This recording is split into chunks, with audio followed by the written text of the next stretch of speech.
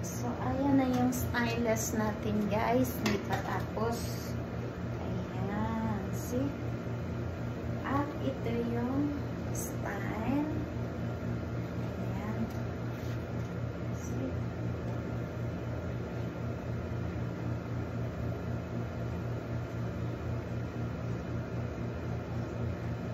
Alauna ng gabi dito, hindi ako makatulog. So, ito yung aking trabaho. Diba? Kasi mayroon akong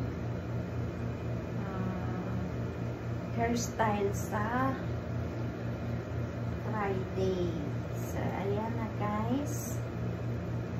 Ito ang hairstyle dito, guys. Pag close yung damit nila.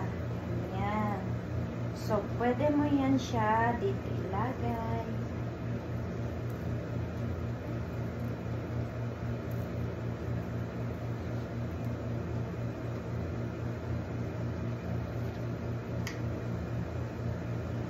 Diba? Nakagawa na tayo ng magandang stylist sa Marcana na yan. Marcana na yung singil ko dyan. 300 na yan. Diba? See? Ayan. Hi, mag-hi ka, Maricar. Oh, diba? See?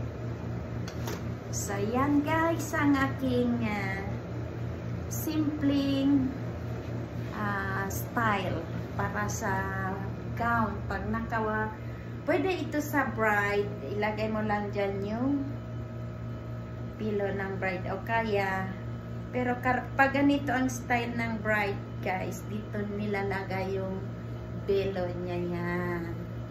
O kaya dito, minsan ito guys, dito nilalagay. Yan. Iba-ibang style kasi ang mga hairstyle guys. Depende kung ano yung anong bagay sa mukha niya o sa buhok niya. O, kasi hindi lahat ng buhok guys ay mabilis mo lang siya. Ang una-una dito guys yung hairlines dito. Yan, mahirap din yan. Kasi may hairlines guys. Kagaya nito walang liig. Yung matambok ba, mahirap yan. Pero yung mga long neck, yan ang magandang style. So, ako si Dr. Balakubak. Parating nagbibigay ng mga unique na video and bye-bye and good night. Mwah!